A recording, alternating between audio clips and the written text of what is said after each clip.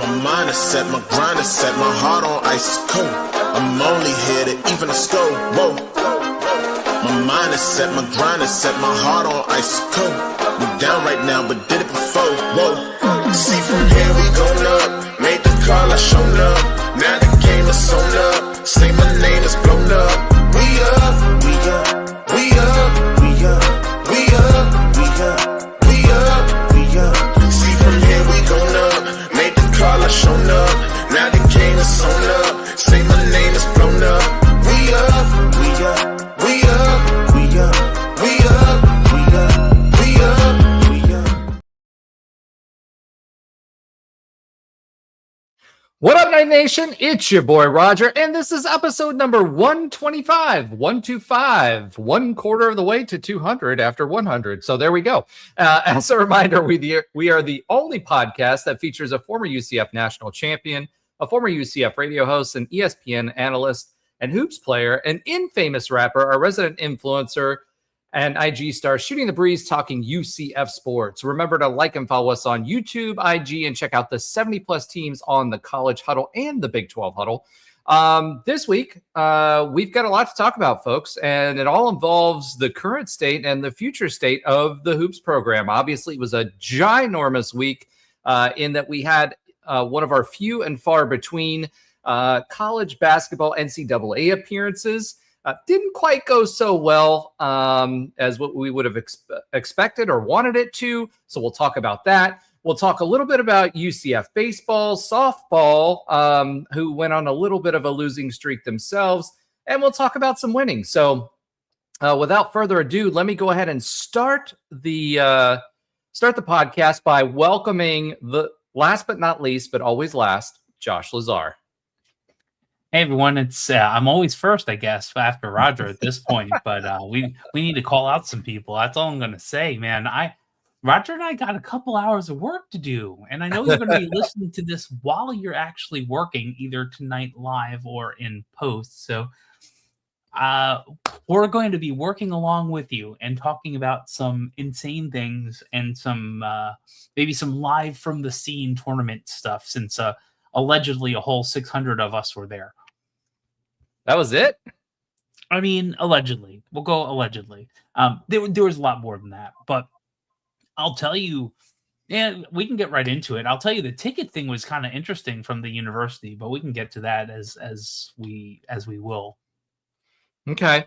Yeah, there was lots of stuff. There was late arrivals because of them not letting the gym open. I mean, there was a lot of things that happened that game. Yeah. Not to mention, how was the reffing? Bad and right. The reffing was not good, and again, there's a couple times they missed stuff on us too. I'm not a big the refs are blowing the game type of person. And we seem to have, like, I don't know how you can elbow/punch someone in the face and get no foul. You can when you're Mick Cronin. I mean, that was the hallmark for him. Yeah, let's get right into hoops. Sure. Honestly, that's the big story. I've got some football stuff that's non-UCF related, or at least tangentially UCF related. Specifically around some interesting updates and tidbits around the College Sports Commission and its first arbitration.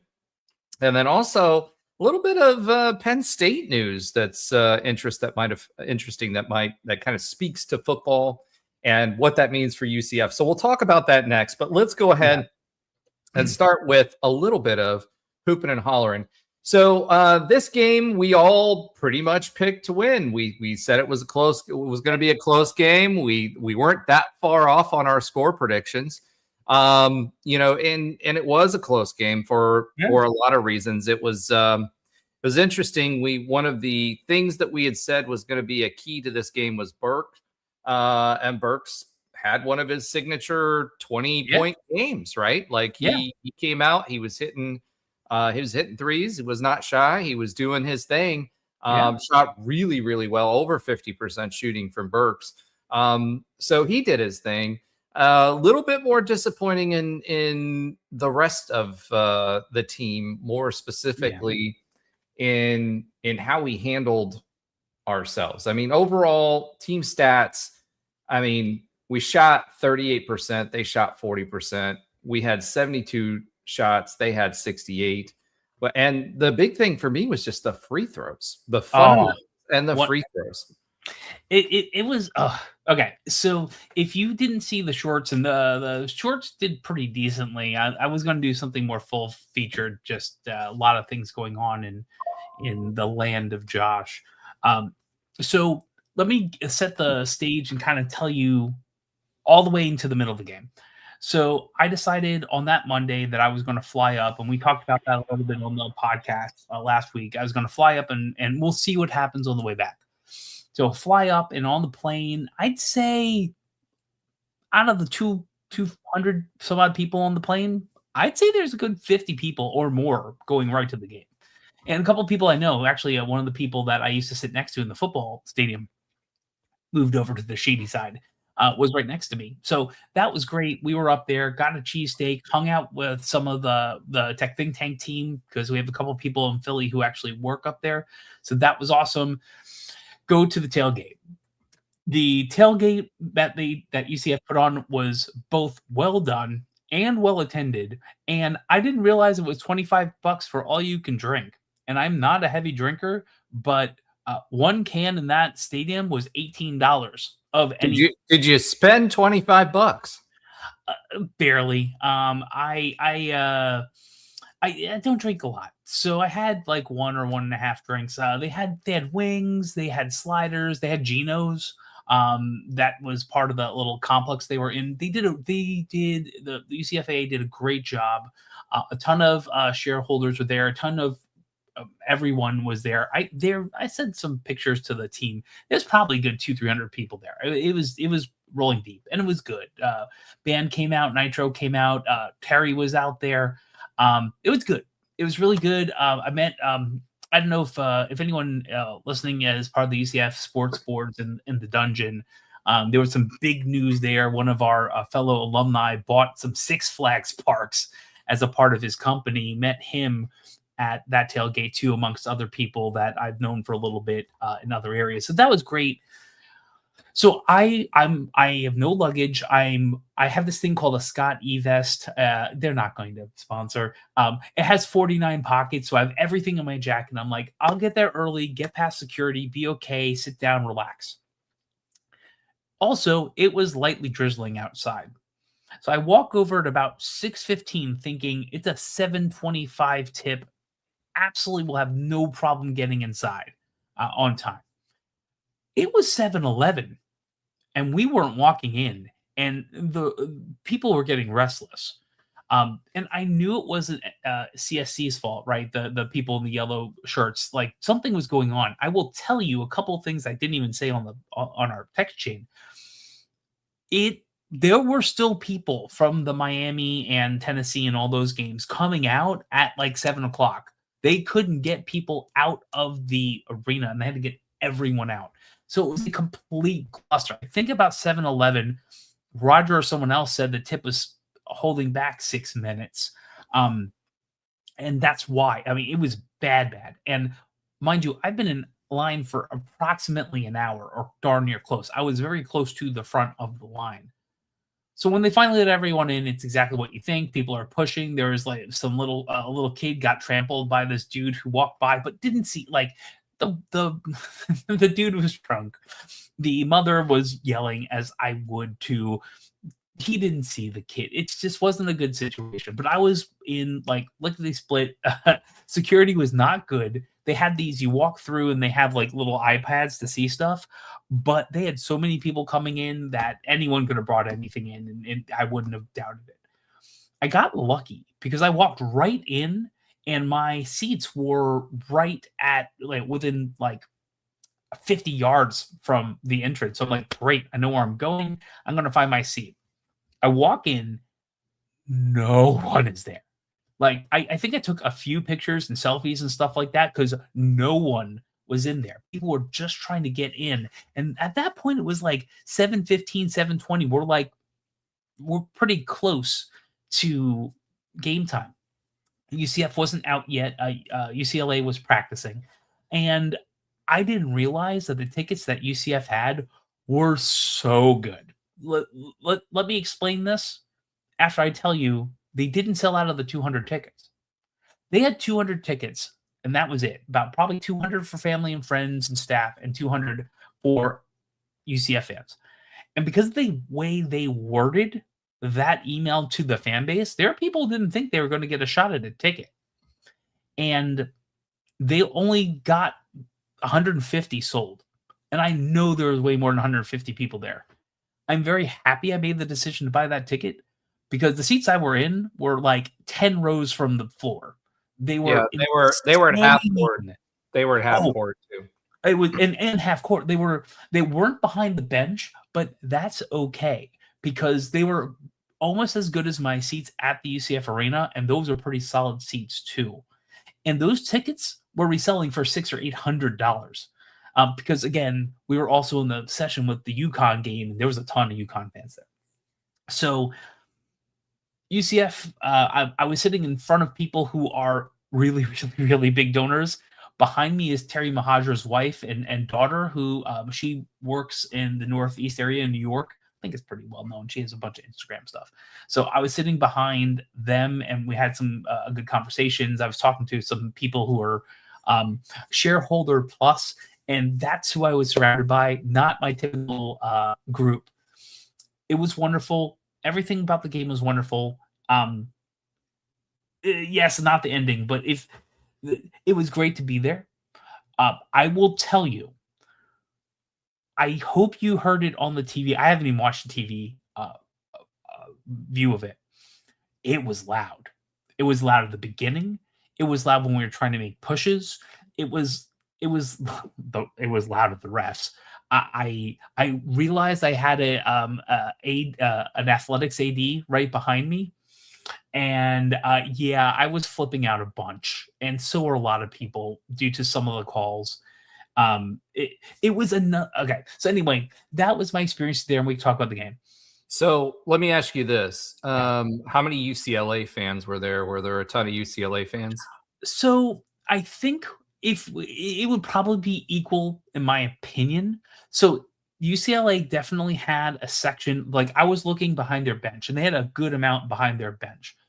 UCLA, great academic institution, has alumni all over the place, like we do as well. It was dominated by UConn fans or locals who were just there to watch good basketball. And to be honest, if you were there watching basketball and didn't care about the teams, those two sessions were solid. Like Furman pushed UConn hard. We pushed UCLA hard, and objectively, it was a winnable game. So if you're a basketball fan, it was good. But I think UCLA and us, I think they were equal or close. And I think my guess would be more people flew out for UCF from the South than from LA over to Philly. And I get that. UCLA is a team that has what was it, like 50 plus NCAA tournaments. This isn't a new thing. And they have alumni all over the place like we do. So I think it was probably equal or pretty close, to be honest. Wow. It's not surprising. UCLA doesn't support its sports, although their basketball program has a lot of history. So I'm a little surprised that they didn't, that they didn't support a little bit stronger than that. I expected more. I also expected more free throws to be made, and I also expected to get some calls in the paint. People, if you didn't like live in the game, we were at 13 minutes in without a foul. Sorry, we were like 7 minutes in straight gameplay without a foul. I mean, there was timeouts, but like the under 16 was at 13. The under 12 was a little bit obviously under 12, but it was like at 11:59. It was a very interesting. It was a very interesting game. And what I will say this, to me, the crux of the problem of our game was that middle 12 to 4 under. We weren't getting shots in, sometimes taking poor shots. And then they were in a flow, and we just couldn't chop. Like, we chopped the lead, but that stretch, I think there was something like a 20-4 run or something like that, or 20 to. It was a big stretch where we just couldn't hit anything. Sometimes it would be the same things we characteristically have seen in the last 5 or 6 games. We get back down by 10 or 12, and Riley goes ISO and waves everyone off. Folks dribbles into the right under the rim and throws a pass at what could be a good pass if you thread the needle, but hits a foot or hits a hand and gets a turnover. There was just that 12-4, those 8, maybe 6 to 8 minutes was it. Now, the team made a good push in the first half, got it to under 10. The team made good pushes also in the second half. In the second half, we were actually playing relatively better ball. And let's not. Well, we won the second half. I mean, look, realistically speaking, we only scored 27 points in the first half. There's your problem. We averaged 40. We averaged 40 in all season long. We've averaged 40 in the first half, 40 in the second half. This game, it was 27 points in the first half to their 35, right? Yeah. And we got 44 points to their 40. But to your point on the free throws, this team is typically, and it started the season as an 80%-ish, 78 to 80% free throw percentage.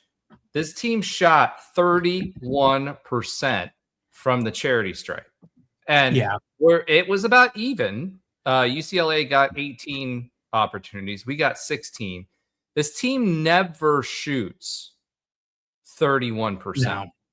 No. John Bull got the lights, is what I'm thinking, because we were talking about something behind the scenes, or maybe it was on a board. Like, he doesn't miss 5, and he hasn't recently. And I think last game he hit all of them in a tight all game. 4 when we needed it in crunch time. I think the moment was either too big or he got in his head. So that's 5 of them, and that's part of it. I will say this. I've been saying on this program for a month that something isn't right with Stillwell. And I think it was something wasn't right. I mean, he's been in a boot for a month and a half. But what I'm saying is that yes, and his inability to be his old self meant that everyone needed to step up, and like Burks, and some did, but there was a mix of bad ref decisions, like Bull getting smacked in the face.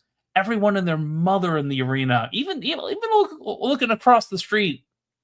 I saw them arguing about fouls, and they absolutely should. There was a couple of times that they were robbed on fouls too. Let's be fair.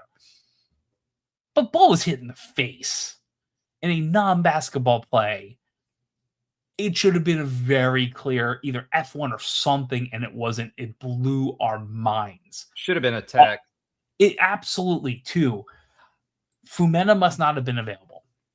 Yeah, that was the other thing that hurt us too. Holsway came in to spell him.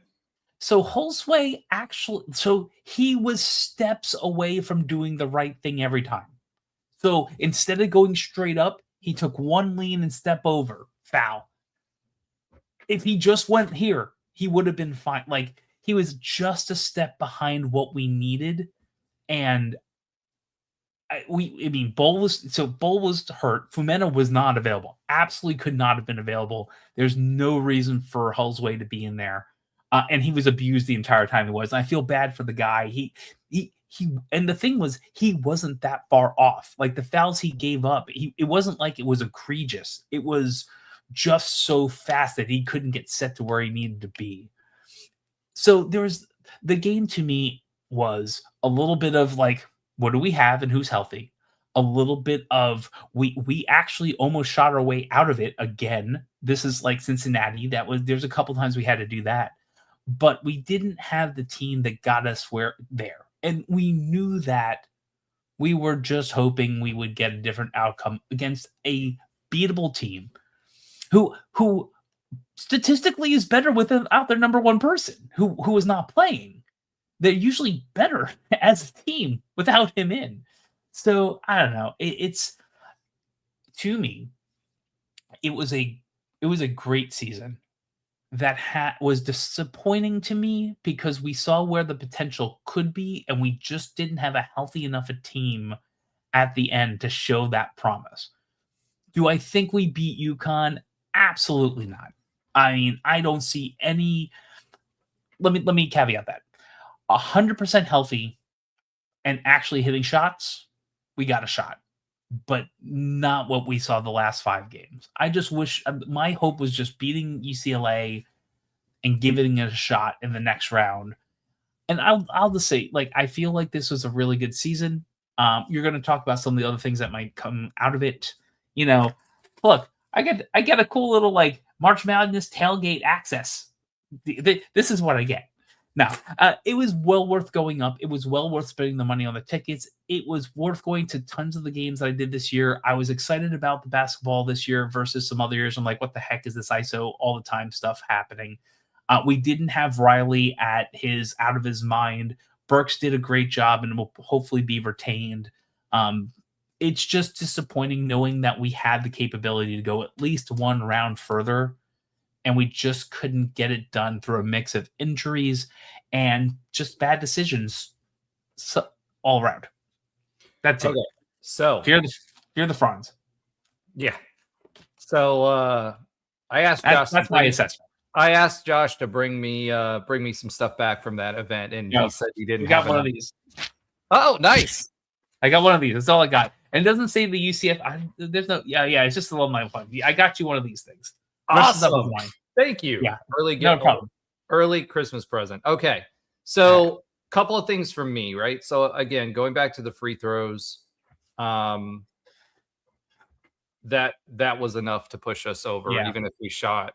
I mean, if we shot 50%, we get 3 more points. It's a 74-75 game. If we shoot 60%, we win the game. So it turnovers. goes back, points over turnovers. UCLA where I was that's where I was headed next. 17 turnovers for us versus 8 turnovers for them, right? Yeah. So and then the fast break points also, which is something we're typically pretty good at.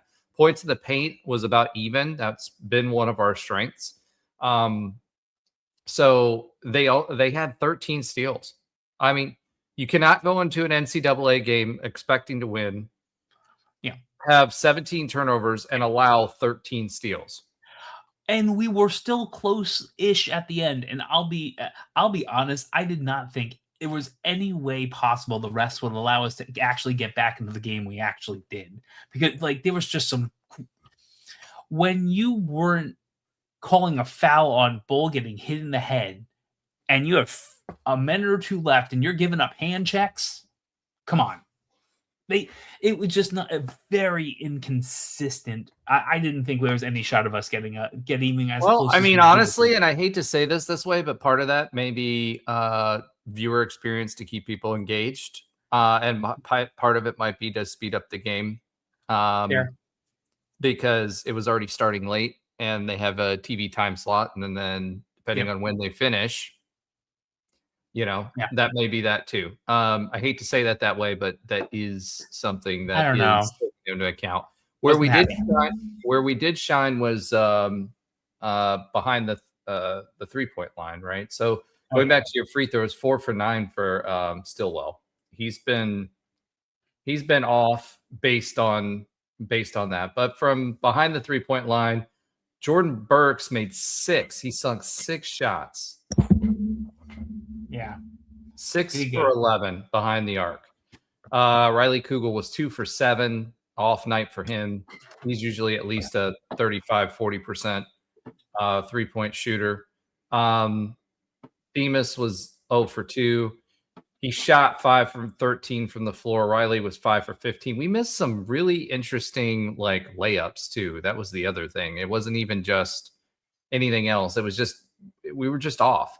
So to your point, I think had we won this game, I think UConn would have been a different game. Fair.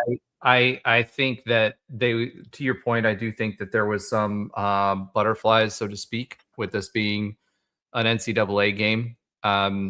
I mean, again, we turned it around and won the second half, right? We just lost the first half so badly that it was tough. But the turnovers just killed us. I mean, you can't have 17 turnovers. So, for me, to your point, what you said, winnable game, free throws, turnovers, we win this game. We won the 3-point. We run the 3-point battle. That's really all there is to say about it. There was a little bit of a dust up, or if you want to call it verbal dust up, with Johnny and Mick Cronin at the end of the game. I don't know. Did you catch that? No, when I saw what the refs were calling, I'll be honest, I said this in the chat. When I saw what the refs were calling with a minute left, I'm like, there's no way we're going to have a shot at getting back to the game. I think I said I had a 10:30 flight. It was delayed 20 minutes. I'm like, I'm going to just try to get my flight. I know where this is going. In this one, we were down 9. Now, it got to I had 2 ways this could go. I leave and we win. I feel really bad for me, but that might have been the reason we right? Like if the superstition. I blamed you. I put that in the comments. I always blame you when you visit. Well, I left and they actually came back pretty well. But I didn't see that at the end.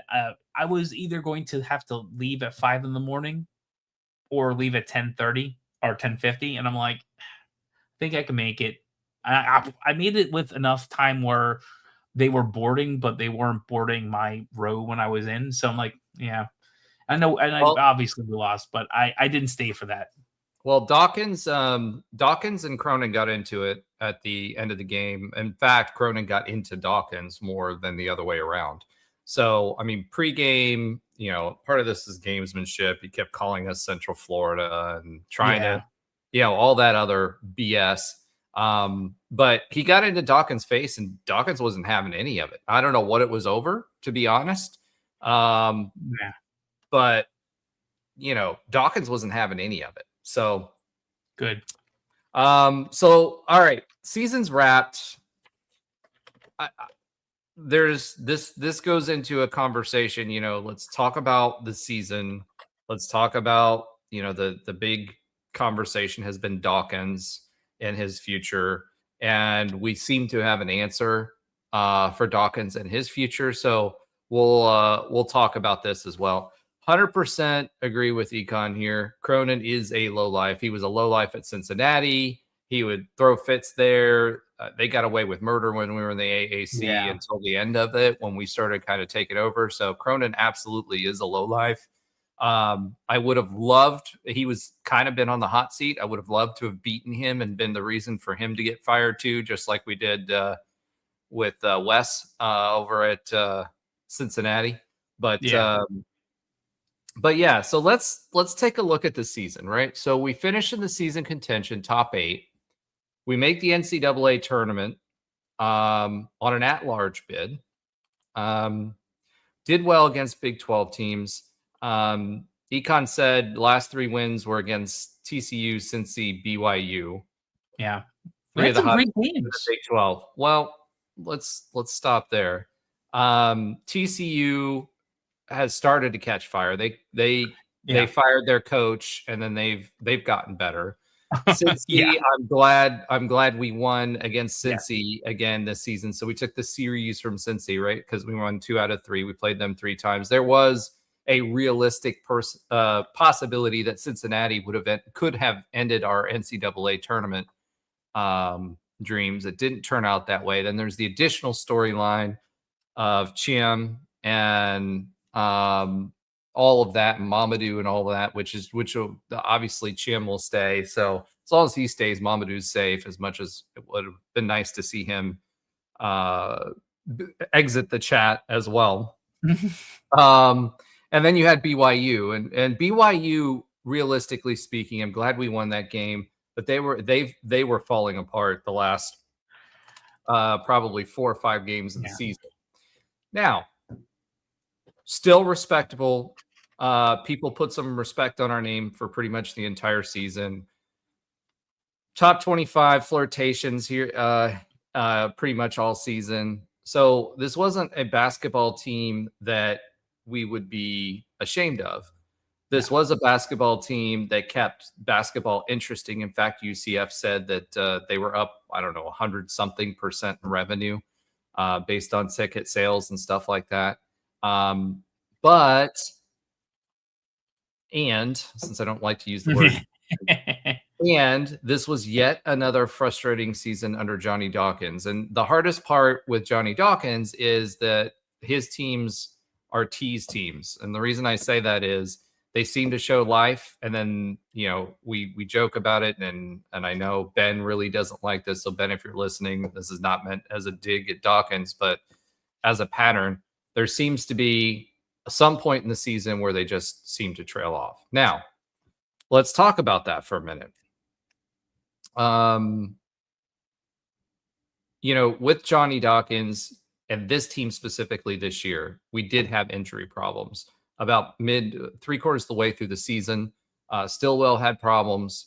He was a major piece. Riley Kugel had problems. Even the last game of the season, his thigh was injured. Femena had injury problems. So major pieces, key pieces. One of the things a lot of people weren't talking about was Themis Folks was injured as well. He had a hip flexor that was hurt. So that brings us to another part of that conversation, which is, okay, if we know it's injuries, part of the reason we fade is dead legs and injuries, right? We play in a pretty physical conference, and it seems to be a trend. So is the trend, Josh, in your opinion, because we're only spending $3.5 million on our basketball roster, which, by the way, Terry has made it his goal, and we should be spending more this upcoming season because we have more to spend. But his stated goal is $5 million on the roster, which would help us. Still not Texas Tech money, right? But it would help us get more depth. Yeah. The other thing that comes out of this season was we lost our GM that helped us put together this roster. So, recruiting is on Dawkins, but there's a lot to be said for the GM. We have not hired another GM yet, but we should have $5 million to play with versus $3.5 million that we had to play with this year. So in your opinion, Josh, are these late season collapses or whatever, do you think it's more to do with the lack of depth because of the money that we have? Because that's the argument everybody says for Dawkins is we're doing more with less, right? That's been the argument. And that's true. He doesn't even get paid. He gets paid at the bottom of the Big 12 as far as coaches are concerned. But do you think these collapses are tied to the lack of depth on the roster, or do you think it's something else? I think they're different each time.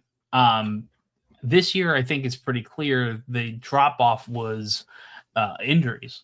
Like that was the key thing I found from pre-injury to post is that Stillwell could play a full 30 minutes plus. And when he was playing a full 30 minutes plus before his injury, we weren't losing a lot of bad games. We had probably a 7 versus a 10 seed type of team. We could have gotten there if we were healthy the whole time.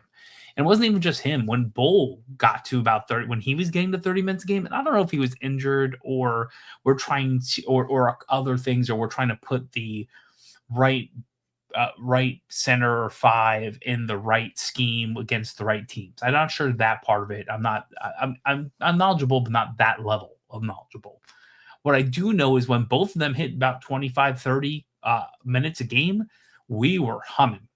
And when he got hurt, I'm not saying everything fell apart, but we needed the bully ball wasn't where it used to be. Like him dropping a shoulder into someone and getting to the rim and getting a foul and one was not happening as much. The behind the scenes work that didn't always show up to the stat sheets wasn't there. So that meant we either need to hit tons of 3-pointers to cook, or we needed to have folks be more scorer than facilitator, or we needed Bull to do what he can do. Let's be honest. We needed more of that this year. Bull's gotten better. Bowl's gotten a lot better from the beginning of the season to where we were. Phenomenally better, yes. And so what I'm saying is that this year specifically, it was injuries. If we had it, just Stillwell, if Stillwell was 100% throughout the year, we make it to the next round and have a shot at making to the Sweet 16. 100%. So this year was probably the best team we've had, not only with players, but how they played. And the only time it started breaking down was one of two ways, in my opinion. Riley didn't get the ball or didn't see the ball through the hoop. Burks kind of sometimes too, and try to shoot their way out of it. And sometimes it happened, worked, and sometimes didn't. Like Riley one day could look like a top 16 draft pick, and then sometimes his season average, he was leading the Big 12 there for a while and was leading the team, and that for a while there, then he kind of dropped off with his average points per game. And then we were ping-ponging, which is both a strength and a weakness, right? So we had different guys stepping up at different times offensively to win games. And we just didn't have enough of that, right? We could play. Stillwell hurts us not just on the boards. He didn't just hurt us defensively when he was hurt, but he also hurt us offensively because most of our points this season were through the paint. And when we were doing that, we could go through Stillwell to run the offense. And when he got injured, that didn't happen. Right. Correct. So to your point, to your point, this year, 100% on injuries. Dawkins is not shooting those free throws and freezing. Dawkins is calling the play out of a timeout and they don't execute or don't run the right play. Some of that is not on him. So let's take it year by year. This year, no. I think he did one of the best jobs with the best rosters we've had in some time. When Keyshawn Hall was here, when Sellers was here, when Chown was here, I'm not even going to blame Dawkins on that one either. Yeah, but the reality is, I think that roster was better than this one. This one just played together better than what the previous one. Correct, because from a talent perspective. Not only those three, it was a selfish team and roster. You can have selfish players when you're not all making $600,000 a year and make it work. They're more like NBA coaches at this point, or a hybrid between NBA coaches and what college coaches were before everyone was getting paid on the books as much money as they were. So you had you said that because I was getting ready to say Adidas was paying them. Let me tell you. No, I thought I said on the books, but you have three ball hogs who are either looking for the next dollar or just not playing the way that we saw that last year. Like you knew people could score, but it was selfish, and that team. If they would have been as unselfish as this team was, like the only selfishness on this team, and almost to a fault at times, it was when Riley tried to take over. And sometimes he would just take over and actually get a couple of buckets to get us back to something or push us forward. But I will say this, that team was so selfish and so not what Dawkins needed that what can you do? So I do recognize that pattern. It does happen. I do not think it is Dawkins. I think the only reason we're having any equivocation of this specific year is that we knew what we were capable of, and we didn't. We didn't coming into the season. We had a bunch of questions. Yes, but in the season. In the season, we know what we were capable of, and it was just disappointing. And I'm not disappointed at the players; they played as best as they could. It wasn't even at the coaching; it was at the circumstance. See, so I'll argue that point, right? So, like, you know how I feel about Dawkins. I've said it over and over again. I think he's a great person. I think he's a average coach. He's not a great in-game coach. And, we saw Adam Hood come in and his offense fully be in place. had someone in place that ran the offense, and they did well because they did multiple things. It wasn't all ISO ball. Although towards the end of the season, the latter quarter of the season, we saw more ISO ball than anything else, right? And so part of that is how we're running the system. Part of that is the players, but the vast majority is that. The other part is the fundamentals. I think Coach Dawkins knows what the fundamentals should be. I think he tries to teach the fundamentals, but for whatever reason, year after year after year after year, we're seeing the same thing, right? We're seeing the same fundamentals being lost, late games going to ISO ball, not, sometimes being out coached, not taking timeouts at the right times, a lot of times, leaving players in too long, expecting them to play through it, right? I get it. You're a player's coach, all of that stuff. I just, what I had said at the beginning of the season was that I don't think he's the guy to get us over the hump, right? And if we were at any other program, he wouldn't be here. Now, all of that being said, we were under some significant budget constraints, and here we are. Terry has seemingly, John Rothstein was reporting, and I'm sure it was a leak from his agents. Terry said before the tournament that they'll be considering, putting together a contract extension for Dawkins. He didn't have one coming into the season. I really do think this was a make or break year for Dawkins in the sense that if he it was tournament or bust. We said that at the beginning of the year, he made the tournament. And John Rothstein's now reporting that Johnny Dawkins will have an extension that will be offered to him and worked out. Dawkins said, there were thoughts about him maybe retiring and all this stuff. And that isn't the case. Dawkins has come back and said he wanted to be at UCF. He loves UCF, all of that other stuff. So it looks like we will be seeing a contract extension. How long that is, how many dollars that's for, I don't know. I imagine he's going to get a raise because no matter what, it's too low for him to get paid in the Big 12. If we're gonna say, hey, we're gonna ride with you a couple more years, pay the man, no matter how you feel about him as a coach and whether he's the right coach for the program, but pay the man.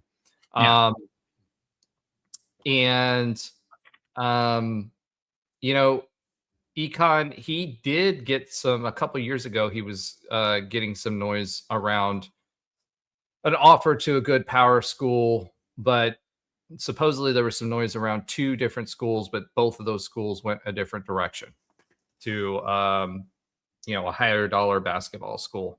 So it doesn't look like that was the case. I'm sure his representation, if they were doing their jobs, was floating all that stuff out there, but he's going to get an extension. I do think he should get a raise. If we're going to ride with him, he deserves that. Do I think Dawkins is the right person for the program long term? I still contend that that's not the case, but I do think we're going to be with him. So, what do you think? I think that I think we would have a different conversation if we were full strength even this year. And this is the reason why. We're at full strength. We don't lose those 3 last games, or at least a few of those. Maybe one stupid ref causes something that we can't get past. But if we're healthy, we're beating UCLA. If we're healthy, we might be even in the 7th spot, which means we play Santa Clara or something else. So either way, I feel like we win that game, and we do a little bit otherwise. We have a little bit different of a context and not just the last 5 games. So do I think if we had a magic wand and Texas Tech money, do we get to the Sweet 16? Maybe. Well, you can't say Texas Tech money. No, but that's the thing. We're already underfunded. You can, but there's overly overfunded, and then there's the extreme. Texas Tech is I understand more than that. But let's just take the coach. We're taking the coach and figuring out if they had unlimited resource money, if that's the right coach to be, because we're at the opposite. Do we have the right coach when we don't have enough money when we were in the 14 out of 15. Listen, and maybe this is my football bias. Here's the thing. I'd rather, and this is a would you rather, right? I'd rather go out there, roll the dice on some up and coming head coaches to try to move the program forward than keep being mired in mediocrity. That's my coach. Is making the NCAA tournament mediocre? Yes. You're at the wrong school, dude. It's mediocrity. It's mediocrity if you're UNC and get kicked out of the first round. Mediocrity because we limped into it. He got lucky with the roster. They played well, and every season I don't see any kind. He's not the future of UCF basketball. I would rather go and try to get a head coach that is a better in-game coach.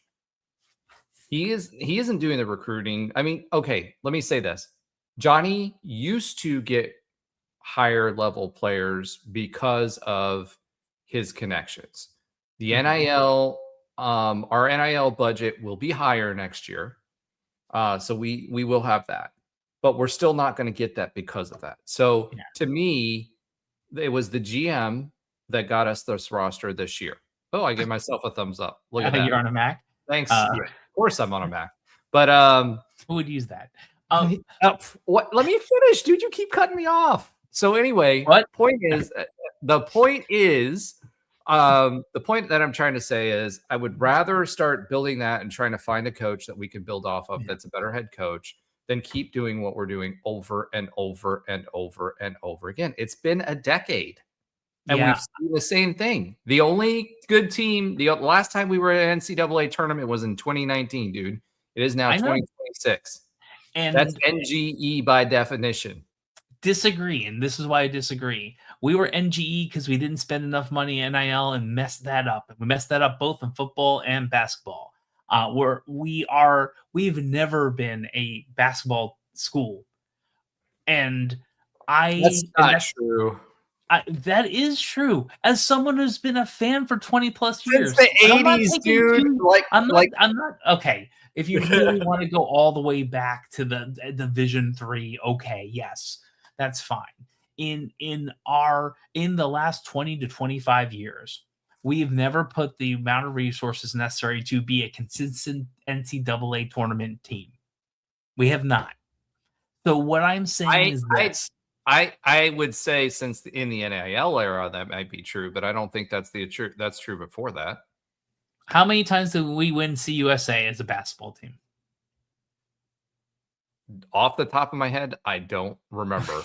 I know Keith Clanton. I know Keith Clanton and Isaiah Sykes and all of those guys. How many times did we win in the American?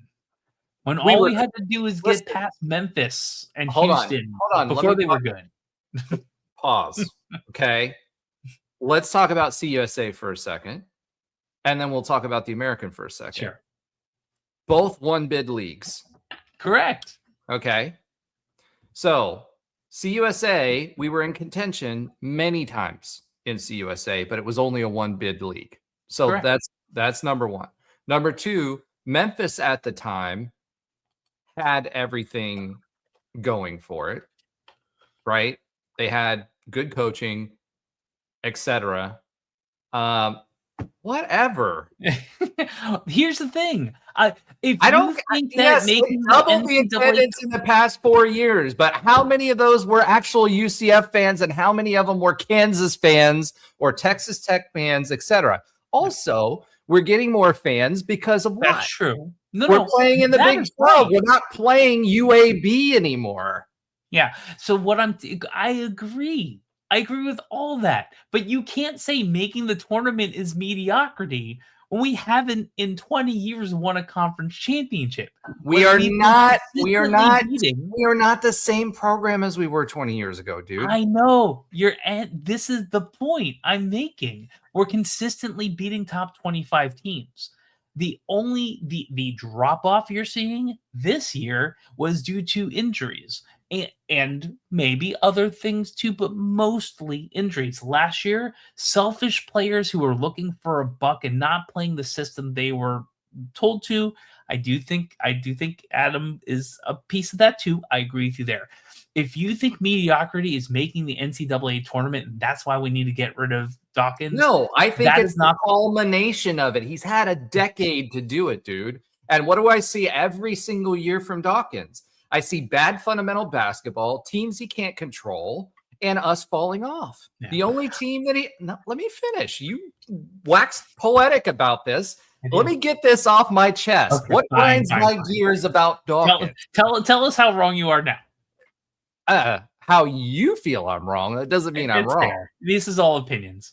And I've had this opinion for a really long time, right? And he's not aggressive enough. His in-game coaching isn't as good. I like a coach who's after him a little bit more. They seem to play on discipline year after year after year after year. The things we do right, we don't continue to do right. We forget ourselves in the middle of games, and he can't control the game or get them refocused on that. That's coaching. All of that is coaching. There are in-game coaching issues. I would not deny that, and I would be the first person to tell you I'm not going to be able to tell you how to do that better.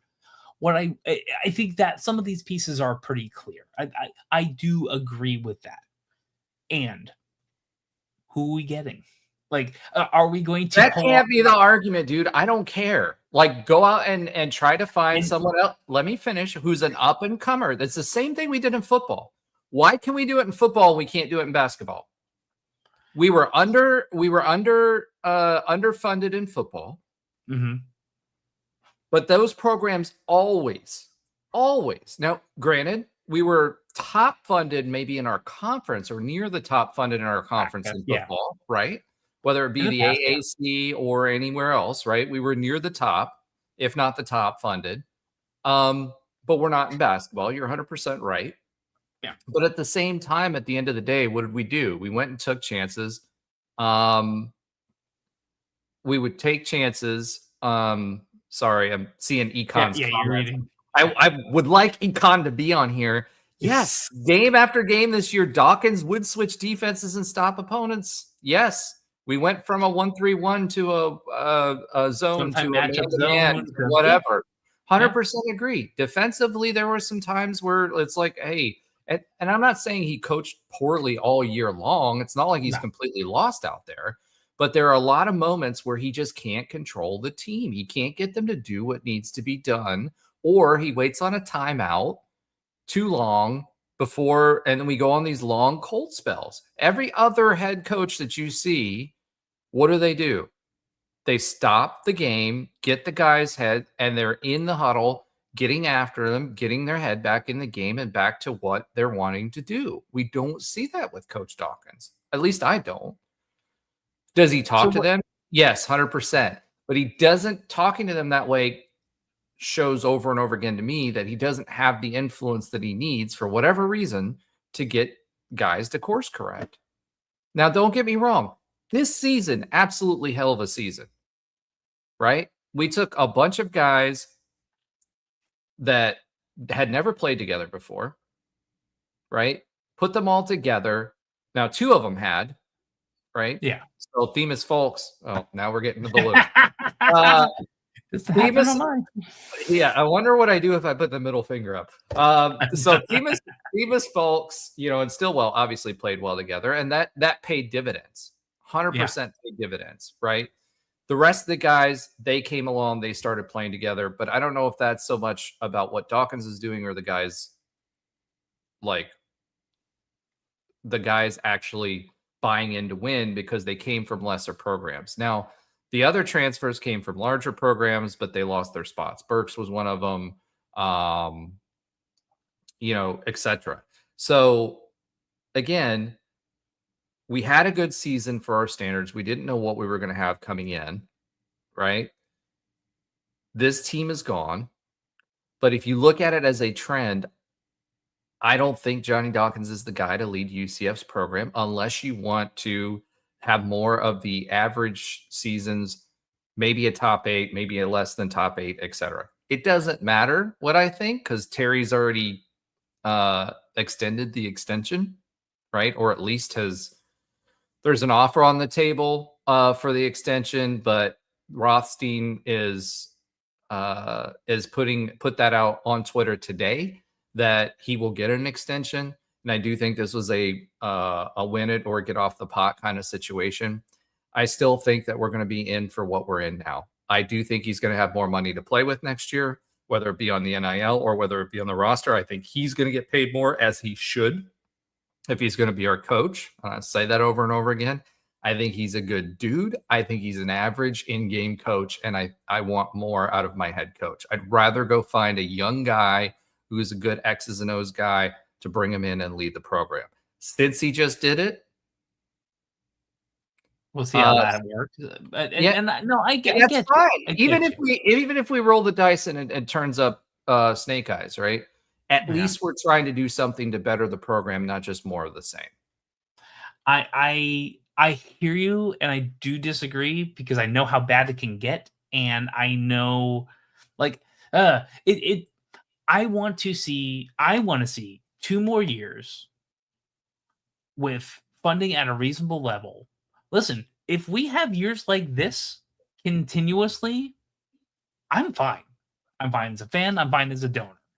Because I know the more we have these types of seasons, the more we will get further and further into both the NCAA tournament and into games into the season. I'm not willing to throw that away. Based on the last decade, do you think the next 2 years that we'll have NCAA tournament appearances? I expect it, or then I expect him to be gone. That's the point. I think, well, if Adam Hood sticks around or that offense, we need that. We do need to hit on some players, and the players is the hard part. This is the thing that annoys me. Well, I'll go a step back. I think we're going to keep Burks and or Bull, and we're going to have this year at least we have pieces. You think we can afford to? Well, we're getting an extra $1.5 million.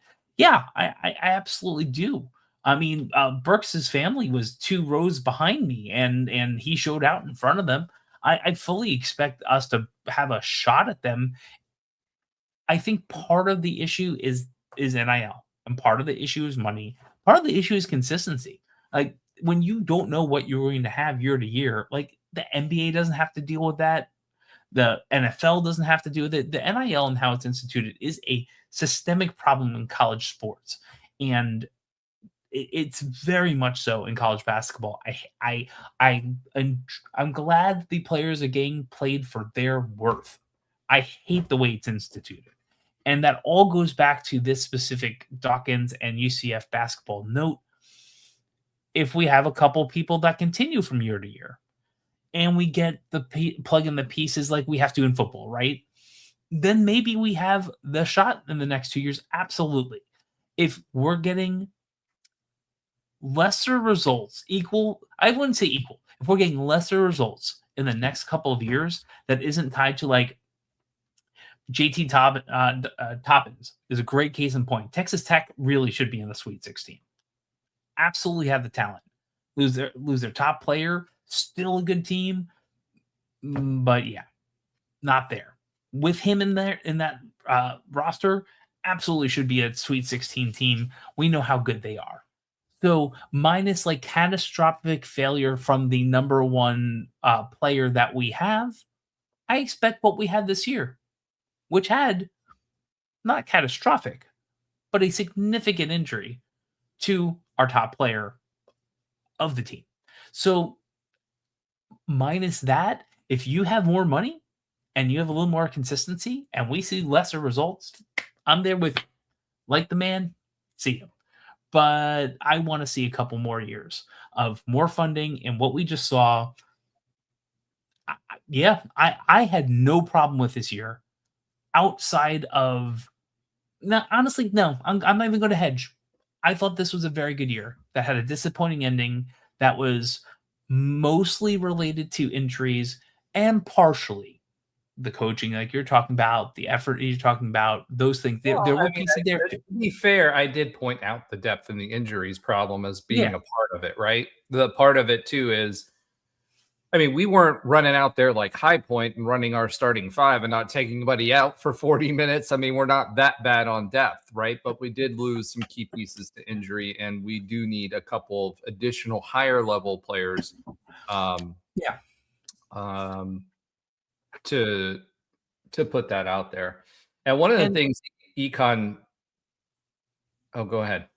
I was going to say the one thing that I did like from this year when we took a pair of teammates that worked well together but didn't always get all the limelight in their universities in the past. That with Folks, it was Folks and Burks. I forgot off the top of my head.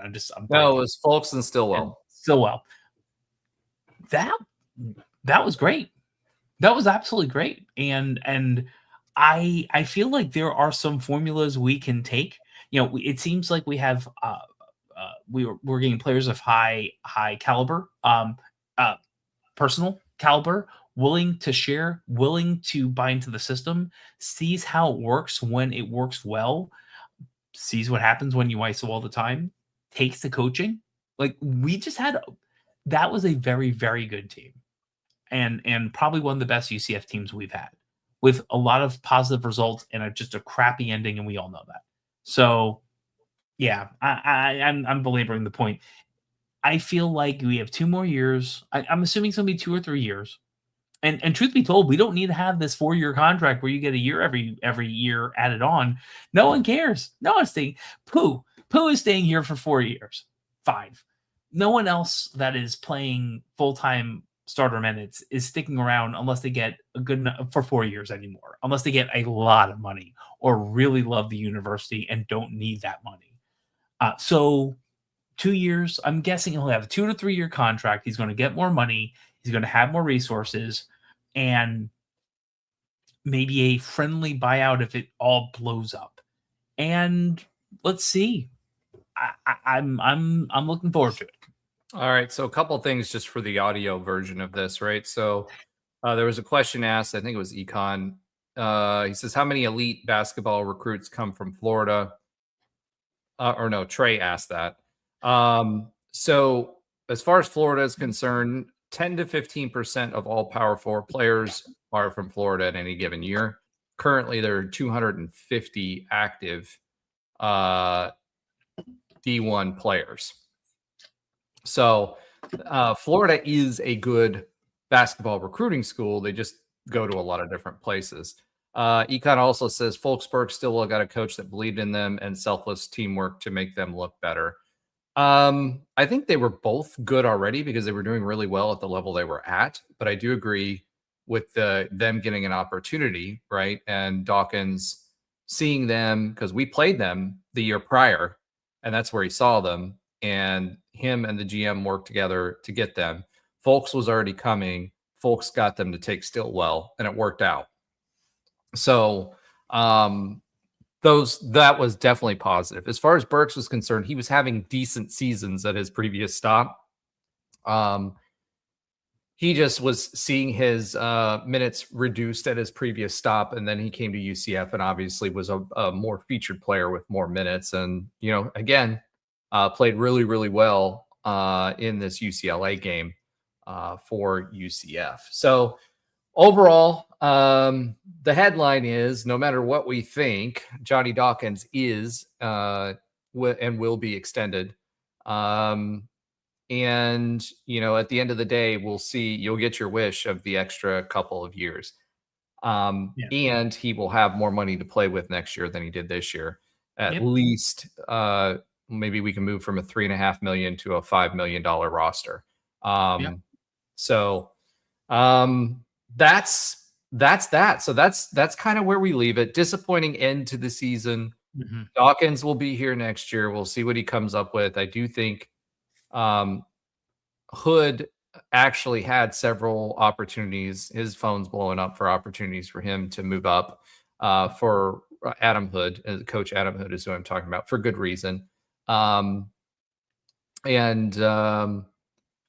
I hope we get to see him, because I do think Johnny did better when he could focus on the defense, and we had someone who had multiple offenses, which this season we did. We tried to establish a pick and roll. It worked sometimes. We weren't quite there. Dribble handoffs. We didn't see weave at the top of the key for 15 seconds and then 20 seconds and then try to do a, ISO ball. We saw a lot more passing. We saw a lot more. The thing I really liked this year's offense is I liked the fact that we saw a lot more guys cutting. We did do well on the defensive side of the ball. We really started using the press a lot more effectively. So to Econ's point, I think defensively we played better from that perspective, although the 3-point line was a bugaboo for us for a while. The 1-3-1 worked for a while for us, which was good. So there are a lot of positives to take away from the season, and we won exactly Econ a lot more assists because again, we're not dribble weaving or just standing at the top of the key and then someone's ISO balling it. I will say this though, I do miss DJ and BJ. Themis Folks was great. But I do miss DJ and BJ from that perspective to be able to, when the offense is struggling, put the team on their shoulders, get either the foul and go to the free throw line and make them, or just go ahead and score too. I do like the fact that our points in the paint were, as much as we malign the 3-pointers, and we averaged about 7 to 8 3-pointers throughout the season. That number did go down a little bit. We did have our sharpshooter, and for some reason I can't think of his name right now. Pacheco, yeah. So Pacheco, he played well at the beginning of the season. Then when we got into conference play, he didn't do so well, and then he started turning it on. He was injured too for a while. And then he started turning it on and hitting it, and got his confidence back and hitting it at a rather regular rhythm. So that's kind of the season. So yeah, we finished top 8. We made an extra $1.5 million.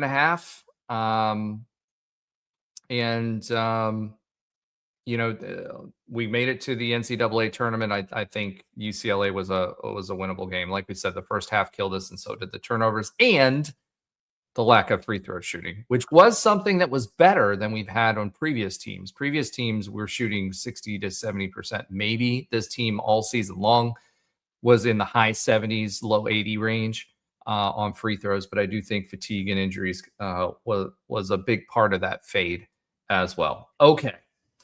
Econ also said something about us needing a new women's basketball coach. I agree. But unfortunately, Satya Messer is not going to get fired. We're going to ride with her for another year or two, unfortunately, to let the contract play out. Okay, so I'm going to swivel it real quick to a couple of things that are important for UCF as a football program. So we talked pretty extensively about basketball. Let's talk a little bit about football. And this isn't directly about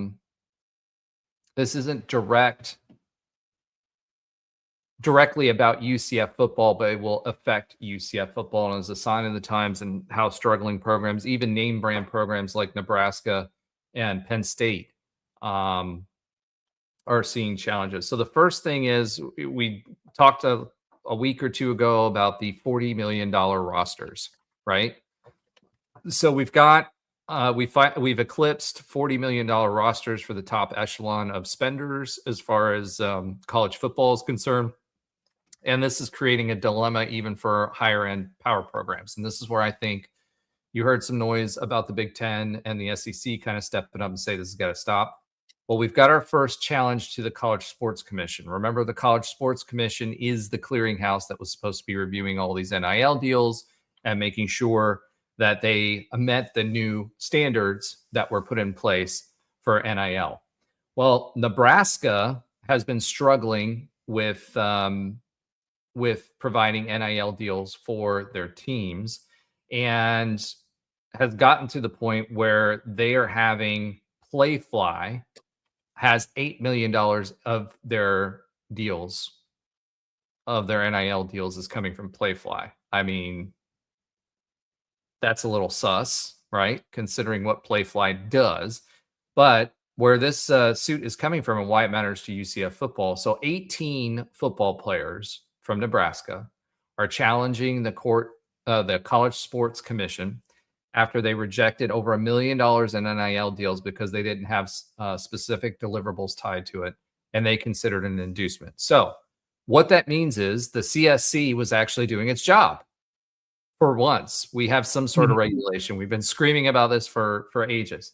It sounds like they were actually doing their job. In fact, they have rejected 711 NIL deals so far, totaling $30 million. So this is the first time that the CSC has been challenged on this. And so the players are challenging this and going to arbitration to try to fight for what they can get out of those NIL deals. The other part about that that's interesting is this same incident and this same $1 million in NIL deals that had no specific, remember, because now you have to have, you're doing something for your NIL money. What they have done is they are also being investigated for this because Nebraska sourced and signed off on these NIL deals when they had no specific measurables, which is against what the guidance is that's been put out. So right now there's a fight in the courtrooms. We've been seeing this all off season with different people that are fighting the challenges in the court system. Some of them doing it just simply because the court system will drag on for longer than the season, so they get to play their season and make their $1.5 million and move on. Some of them are, have been trying to fight it for eligibility, but now we're actually arguing these NIL deals in court. So it's law. They've been acting the way that they're supposed to, which is good for UCF, right? However, whatever happens in this outcome is going to have big implications for UCF and the rest of college football because it sets a precedent for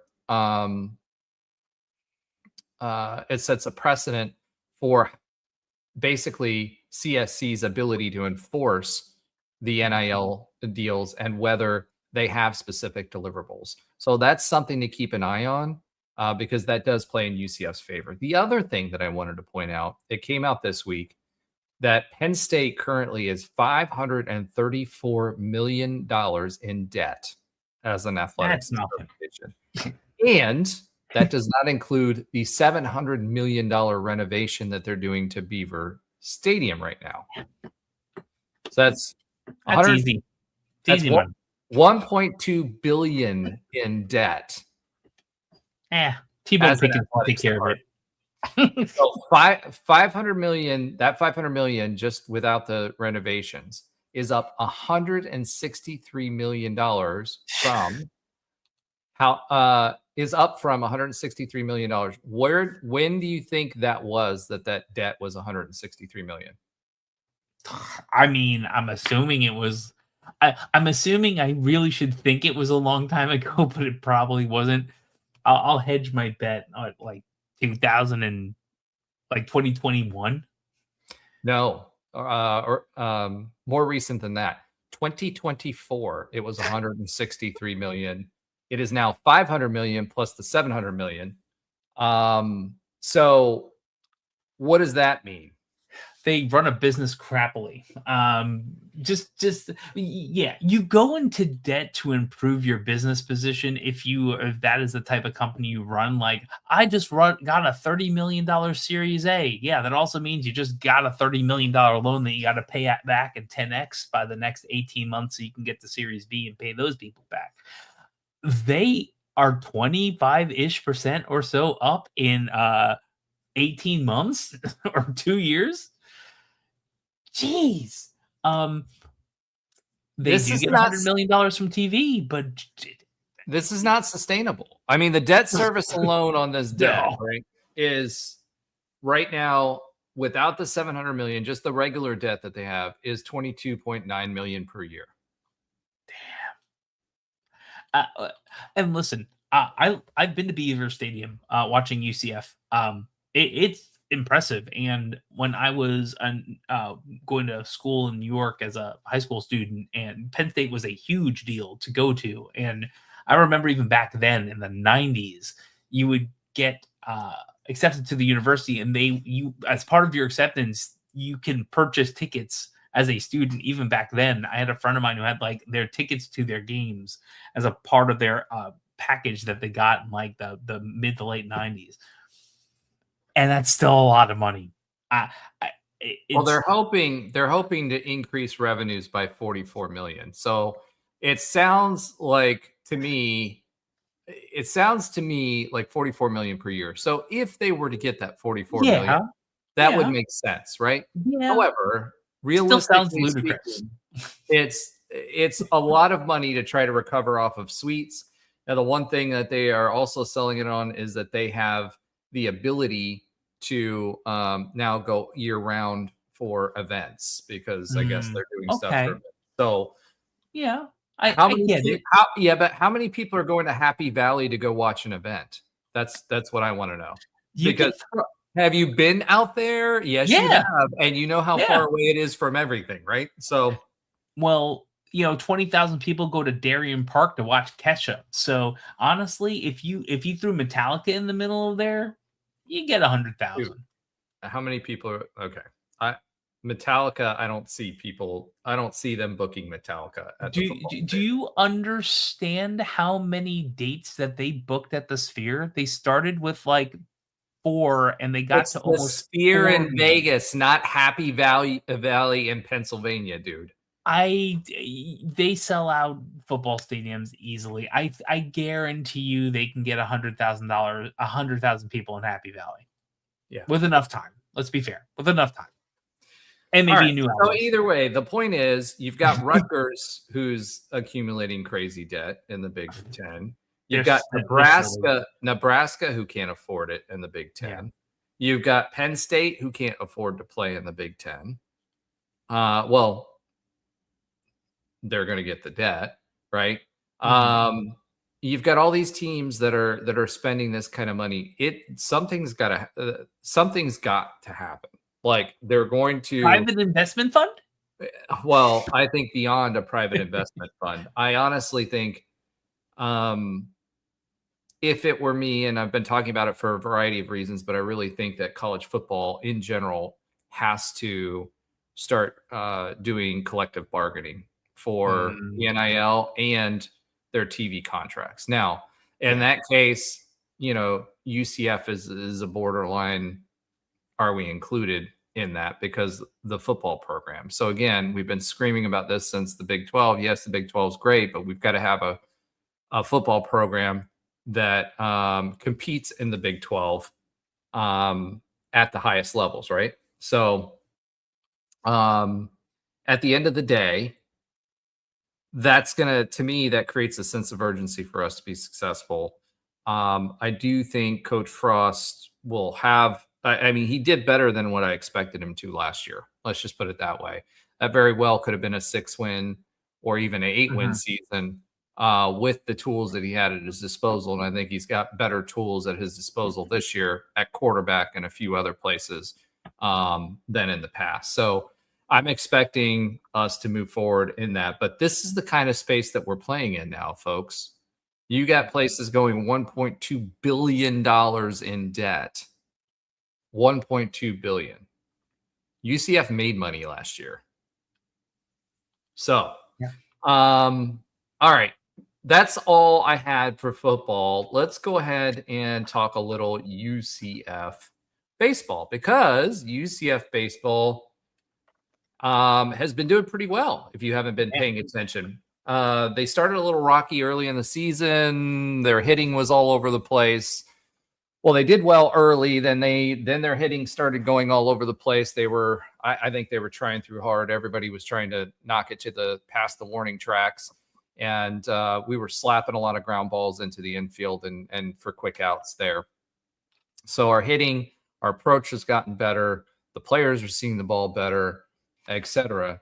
However, we did, and I guess before I start in that conversation, we should probably talk about Stetson. We ended up losing 4-8 to Stetson, 11-14 Stetson Hatters team. That was 8-0 in like the 6th the last time I No, saw that. I think it was the 8th. It was 8-0 in the 8th. They got a 2-run homer. I guess they got 2 back in the 9th too. Yeah, it's Midweek games. I don't. It, I hate losing them, but I'm not going to be too bothered. It's annoying though. We absolutely shouldn't have. It's drove annoying it up to because this is a team that's on top 25 borderline, and that's games we shouldn't lose, right? Yeah. Now this team has shown an interesting penchant this year as of late to score runs with 2 outs. I don't know what it is, but we've been doing it all season long. And we've also shown a penchant to be able to score in late in games as well. So this team it's not like we're out of any game at any point during the season because this team will win or can win, right? So, but going into the game, we were 5-1, tied with West Virginia for first place. Now they are 16-4 overall, so they were ranked number 1. We slid to number 2, but this team is still 5-1 in conference, which is phenomenal. They played 2 teams. We talked about OSU. OSU was supposed to be pretty good and expected to be pretty good. We swept them. We played TCU, and it kind of played out like I said it would last week. I don't know if you remember, Josh, last week I said if we get past their first pitcher, they pretty much have nobody else behind them. And that's exactly what happened. I mean, TCU could score runs. They just didn't have any depth in the pitching. And, you know, we beat them in the first game pretty handily. The second game, not so much. Yeah, not so much. That's a way of putting it. Correct. And then, you know, the third game, we kind of ran away with it as well, 9-1. So this team is seeing the ball well, etc. The pitching, we saw some good pitching out of the staff. It's pretty interesting. Sauce is still saucy out there. He's doing his thing. We saw some players start to some pitchers specifically start to find their groove as well. Cam was one of them, right? Cam, we've kind of been expecting big things out of.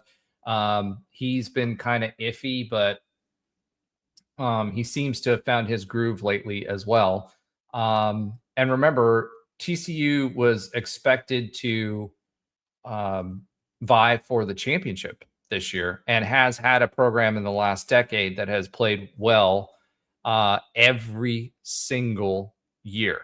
So this team. What are your takeaways from this team so far? Because they've turned out to be pretty good so far, and they seem to have figured out hitting, and they've got the small ball. They're not slapping into the infield anymore. Moran has picked it up, which has been great the last 3-4 games. He's hitting at a regular clip, which was something that we were missing in our lineup. You know, what are your overall thoughts? Yeah, so I will say this. We were talking about this when I think they were 5-5, and I'm like, we got Big 12 coming up. Let's see what we can do. And so far, the proof's in the pudding. That's notwithstanding, right? I feel like there is a progression in the season, and I think a lot of people were doomsday after losing to the Cows, right? And no one wanted to do this, but or no one wants to do that, period. But I feel like we give it time. We see how it progresses. We saw some good things. We saw some things, and now we're seeing the fruits of that labor. It took time to develop. It took time to get to where we're at, and I feel like I'm in the traditional UCF fandom of cautiously optimistic. Sometimes, you know, cautiously optimistic. And I feel like I'll say this for those of you that were calling, because there were a lot of you that were pretty vocal on Twitter that were calling for Rich Wallace's head already. Yeah. Moving on from Rich Wallace. Guys, Rich Wallace is a better coach than that, number one. Number two, he's a UCF guy. Number three, he's showing you why he was successful at a bunch of different places as an assistant. We're lucky to have Rich Wallace as our head coach. And there may be some calls or that he makes, especially offensively, that it's like, okay, why are we bunting here, or Yeah. some situational baseball like that that's questionable. But Rich Wallace, he's a good UCF baseball coach. Now, Landon Moran, like I said, he's been playing a lot better. Zach Skinner's found his fire that he had last year. He's hitting really, really well and seeing the ball really, really well. It surprised me we aren't seeing Dallas Brooks much. He came in highly regarded um, but he's a freshman, so Dallas Brooks, I expect to start to see some significant time. Hankerson's figuring it out. He was having some issues early on, but now he seems to be hitting pretty clutch lately. And it's not like home runs, right? He had I think one or two home runs this year, but he's figuring out situational and he's bumping up the ribbies. So, he's great.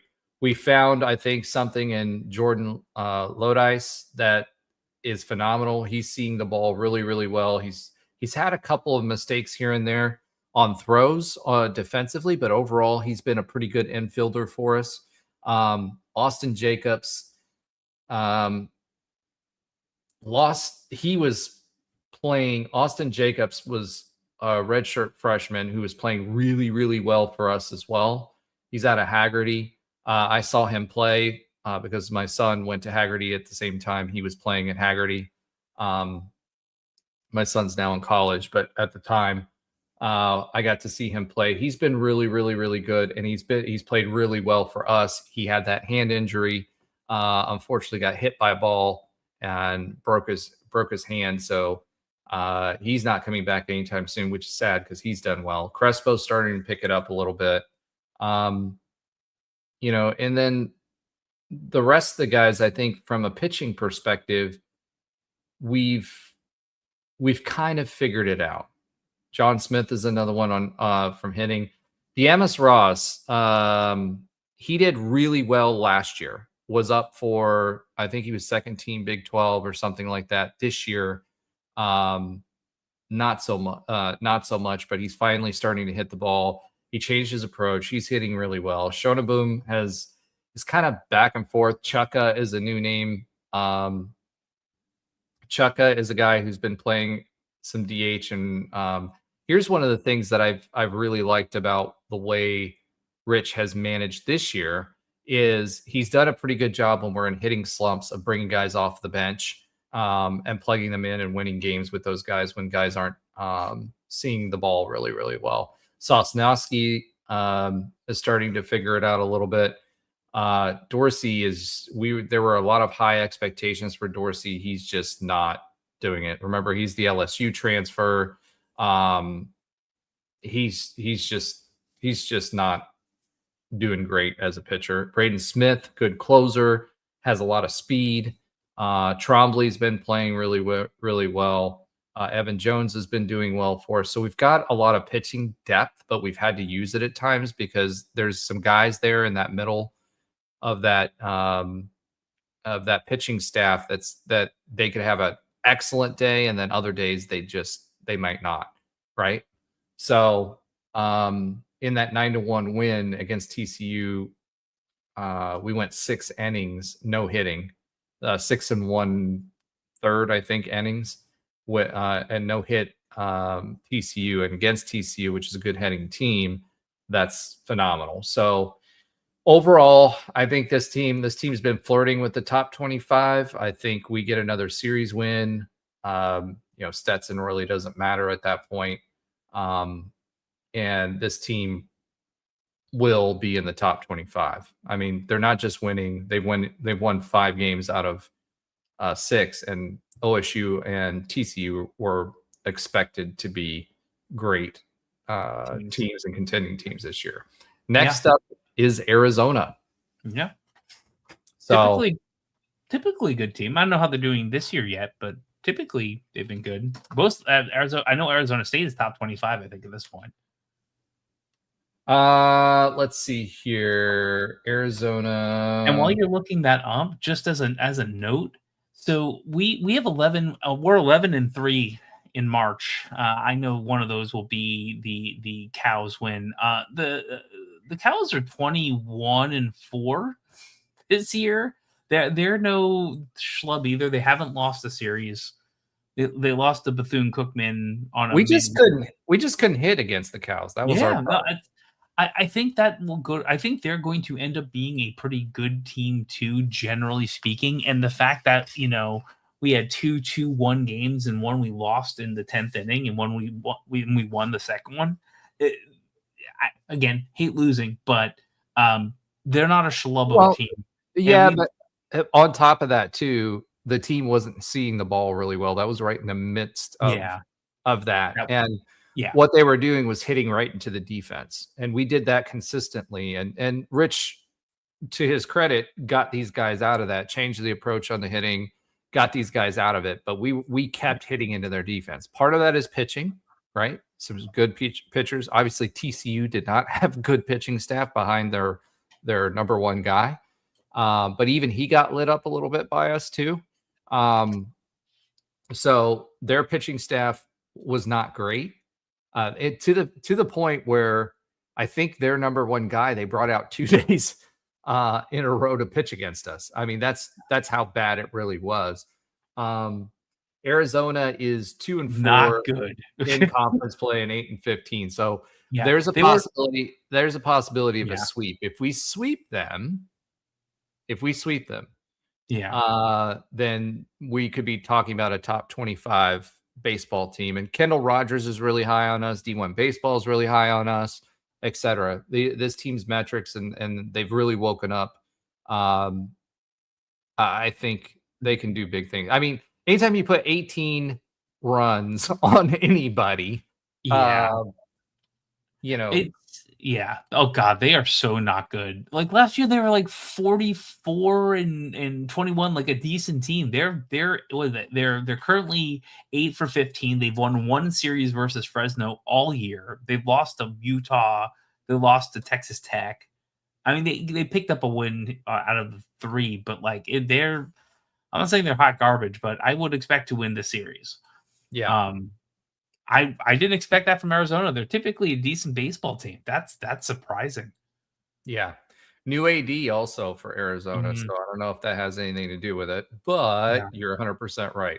All right, let's do a little bit of softball talk. Josh, I'm going to take a step back. We had a pretty big loss this weekend, not just the series, but we had a pretty big loss to the team. So I'm going to step back and let you talk a little UCF softball. Sure. So, well, we had we were kind of 4-4. Not 4-4.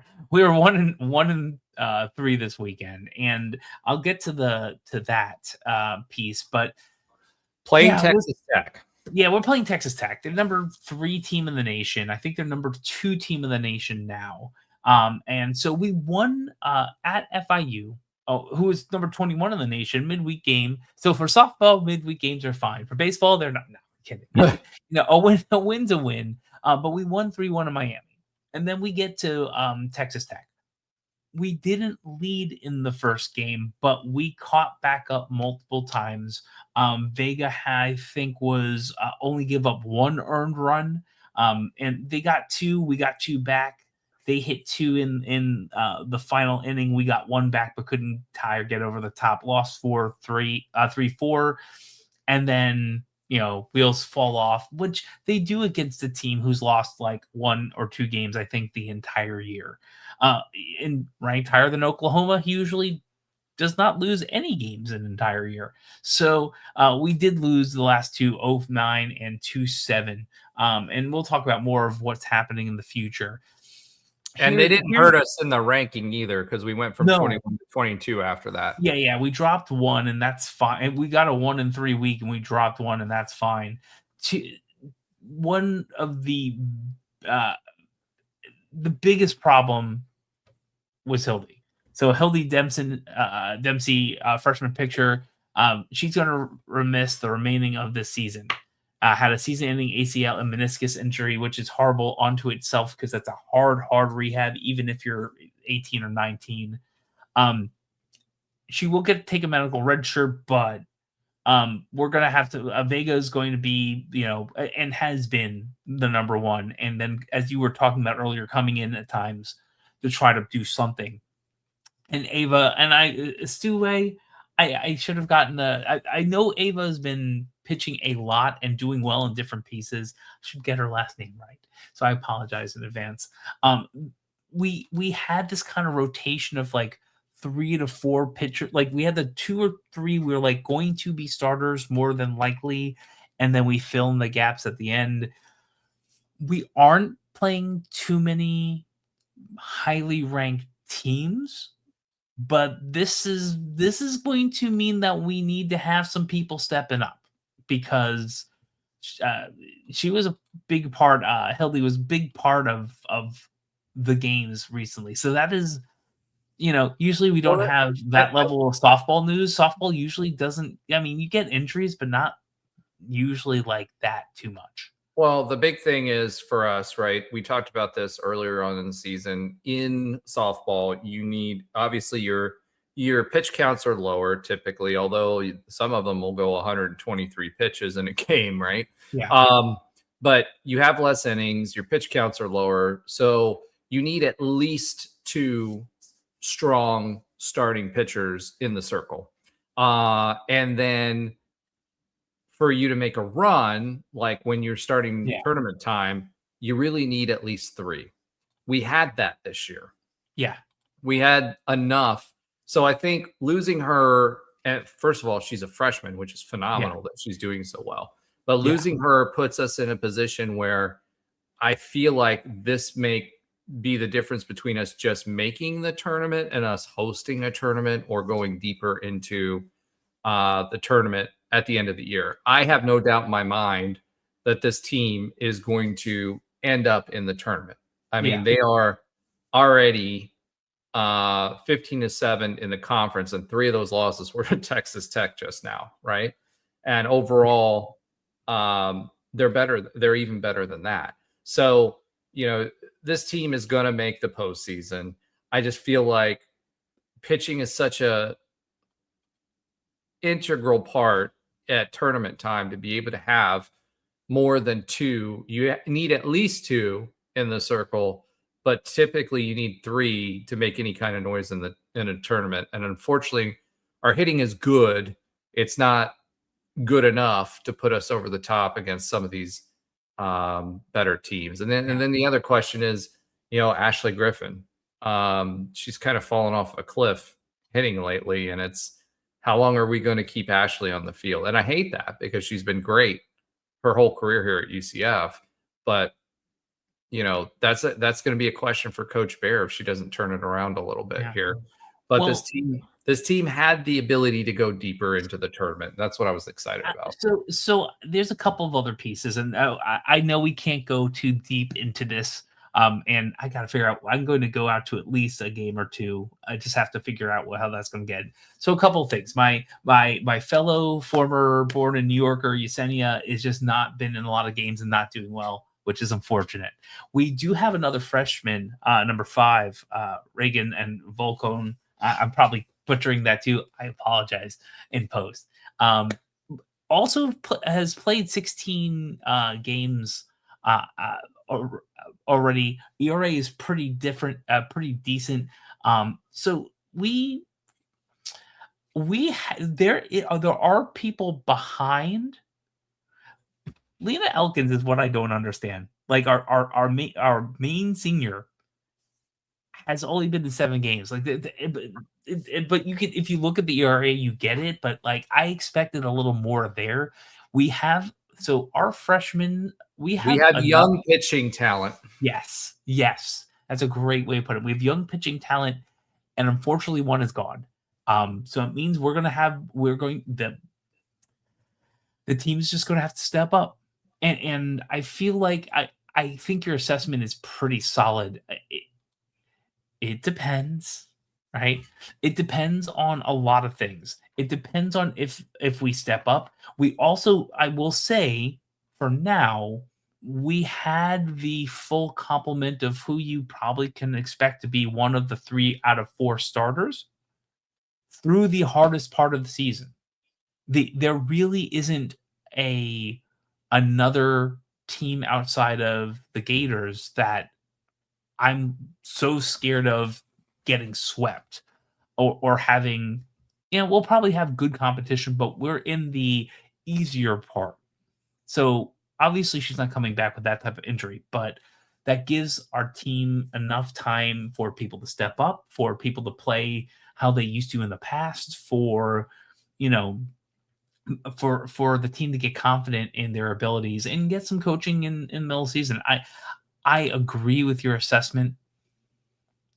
We'll see. If this happened 10 games ago before this insane gauntlet where we went, I think 5-5, right? Against top 20 plus teams or 21 and higher. Yeah. If we would have went like 2-8 because we would have lost a pitcher, that would have been a big deal. I feel, it's never good for anyone to get injured. Any sport, hate it. Well, looking at the schedule, we've got Utah, who's currently 4th in the conference, coming up. They're 25-8. Kansas, who's 5th in the conference, that are currently 23-9. Both those teams are 4-2 in conference, so they're no slouches either. Iowa State's average 3-3, 500, 19-10 overall. So it's not, yes, compared to who we've been playing, 100%. This team is these teams that are coming up can't compare, but at the same time, they're going to have be prepared for them. Yeah, that's what I'm saying. We should be prepared for them. Yeah, because the other one is Arizona State. Arizona State's not a great softball team right now, so that should be a team that we should win. But I do think this is, like I said, I think this is a tournament team. I just feel like our ability to either get to to host, number one, or number two, go a little deeper in the tournament. I think that took a blow losing Hildy. So, all right, that's it for softball. We've talked baseball. We've talked softball. Let's talk a little listener love. So we'll go ahead and swiv it. So Econ's been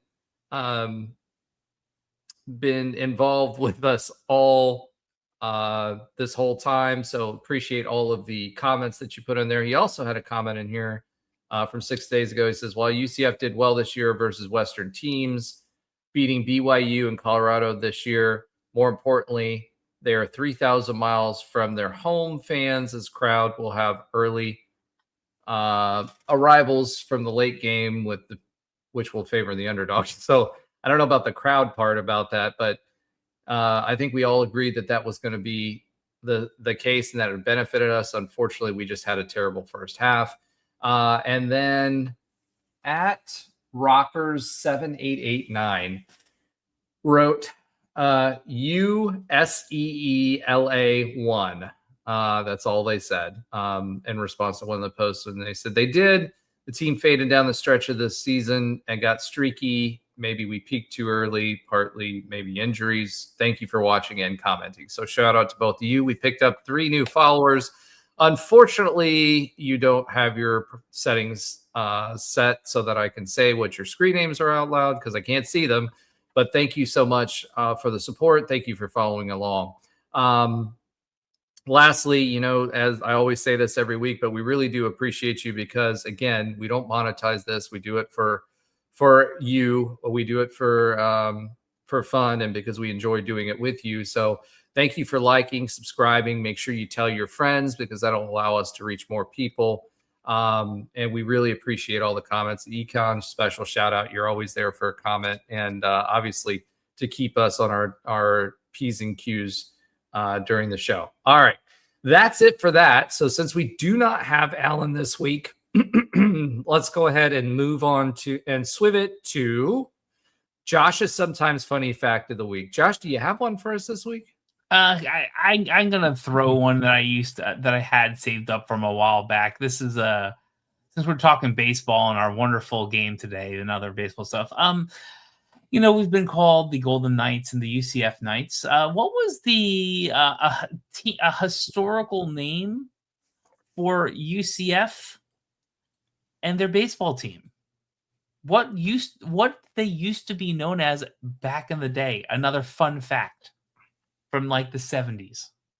Ooh, 70s, a little bit before my time. I wasn't born yet. Josh, we know that you're the elder statesman of the show, so I wasn't born in the 70s. I know, I'm joking, and you still look younger than I do anyway. Let's see. I don't know. Was it the Vultures? Nope. I'll give you 3 because you're not going to get it unless you search it. Econ, if you know, feel free. I'm not gonna search it. Well, it wasn't the Citronauts. I can tell you that much. Gosh, that was back when we were Florida Tech. I don't remember. I used to know this, but I don't remember. So the first in the UCF history goes back to about the 70s. In 1970, the club was called the FTU Gold Sox. Gold Sox, nice. SOX, the Gold Sox. They played in the Amateur Baseball League of Central Florida. Yes, All right. The Gold Sox. I swear, one of these days, I know Citronauts is a great throwback, and I love all that. I'd love to see an FTU Gold Sox jersey at some point.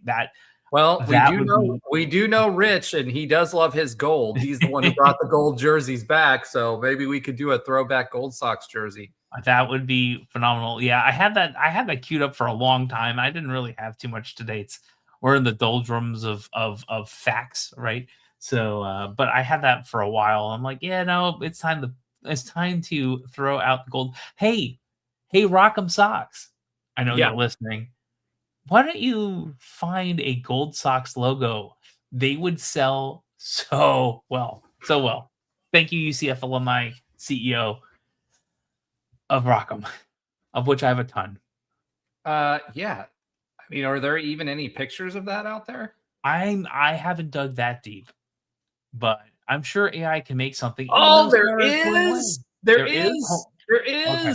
It was an S with an O at the top in the middle part of the little part of the S, and an X at the bottom of the like in the S. Where did you find this? I found it. It looks like it was an old Facebook post. Oh, nice. I like that. There you go. Okay, I got it. Yeah, we got to do that. So we found the FTU Gold Sox. Love that. Yeah. All right. Now that we've got that out of the way, let's go ahead and swim it yet one more time to a quick update on other UCF sports. That Alan, sorry, I hit the timer by accident. That Alan and Andrew do not watch, and probably Trey too, but that's okay. Hey, we'll make this pretty quick. We already talked about softballs, now 24-10. We talked about what happened earlier. We have a midweek game versus Florida Gulf Coast University at the Plex on Wednesday, March 25th at 5 p.m. And we get to Cougar Softball Stadium, where we play Houston on Friday through Sunday. Amazingly enough, times are still TBD, which is the only games that have TBD times. We actually have exactly 1 month before we get our next and last ranked team that we're facing, which would be the Gators at the Plex for 2 games on a Friday and Saturday. We'll see what happens. We also going back to they haven't been doing very well this year either. No, you know what? Well, so you're saying we haven't? Honestly, it's only 2 games. I mean, it's usually the other way around, because we've been beating up the Gators the last like 5 years or so, right? Yes. I don't know what the record is, but we've been beating the Gators pretty much every year. Yeah, they are ranked number 3 or 5 depending on the where you're looking, and they've only lost 2 games, only 1 in conference. Gators baseball? Oh, softball. We're talking softball, sir. Oh, sorry. My bad. Are the baseball team doing poorly too? Because I haven't even checked that. Yeah. Sorry, go ahead. No, it's all good. That Oh, now I have to see how bad the baseball team's doing because the women's softball team is crushing it. Yeah, Well, I guess they just beat Florida State. 20-6 isn't that bad. I gotta see that. They did lose to UAB at their first game. Yeah. Okay. So we're gonna play the Gators, and hopefully we have two really good pitchers, and we only have 2 games. Maybe this is an omen. We'll see what happens. Back to ranked teams. The number 12 men's tennis team is now 17-2, beating number 56 BYU 4-1 and Utah 4-0 in Lake Nona. This weekend, we are going to start getting tougher. We are playing a Texas two-step with number 2 TCU in Fort Worth on Friday, March 27th at 6:30 p.m. and number 8 Baylor. We're going to be playing them in Waco at 2 p.m. It gets harder. That number 2 on the losses might possibly go up because every single game remaining until the Big 12 tournament, which is in April, we're getting close. It's April 16th to 20th, so we have a couple weeks for that, is against the top 36 team or better. So, hey, we win out, we're good. We don't win out, I understand it. We're a good team, but we're playing against someone we're already lost to, and we'll see what happens. Your number 21 ranked women's tennis team is now 13-3. They beat Iowa State 4-0. And then, unfortunately, lost to number 48 Kansas 1-4. That was, I won't say came out of nowhere, but, probably expected more of a win, but sometimes you get tripped up. This is also that, central time zone double dip that we had. There's only one game this week at Houston where they face the number 40 Cougars on Saturday, March 28th at 2 p.m. Maybe they'll catch a softball game while they're there, or maybe not. We talked about softball, and that's about all we have going on. Men's golf is off to the 30th. Women's golf is off to the 30th. Rowing is off to the 27th and 28th at the Sarasota 2K. So, last thing about rowing, if you've ever driven down I-75 past University, that University Parkway exit, and you see that big lake on the right-hand side, that's actually called Cooper's Creek. I've seen teams rowing on there. I'm like, oh, that's interesting. And now I found out that's exactly what I thought it was. We have teams that'll be rowing in Cooper's Creek on the 27th and 28th. So if you're driving down I-75, you might see some nights on your way. So there's a giant lake called Cooper's Creek. Yeah, it's I-75, and you look to your right if you're driving You're south. missing the point. A creek versus a giant lake. Well, yeah, whatever. Yeah. They're going to be a creek. It's named Cooper's Creek. Whatever. All right. That was a good show. Exhaustive about basketball. I know we got into it a little bit, and I'm sure I'll take some heat from that. Again, I don't think Johnny Dawkins is a bad coach. He's going to be here for the next probably at least a couple of years. I wish him nothing but the best. Obviously, again, my vibe is that he's just not the guy that's going to move us forward. That being said, he's going to lead us forward, so support him as much as you can. It'll be exciting to see what that basketball team looks like last year, and this year we had something to cheer for. So those are all wins. Other than that, you guys have a great week. Thank you so much for joining. We appreciate your support. Make sure you like, subscribe, tell your friends, and go Knights! Charge on. Yeah, I this ending thing, I don't know how long you're going to let this go on, but I like this. I just don't know if anyone ever listens because they hear the Go Knights and Charge On, and they're like, what's this thing on the after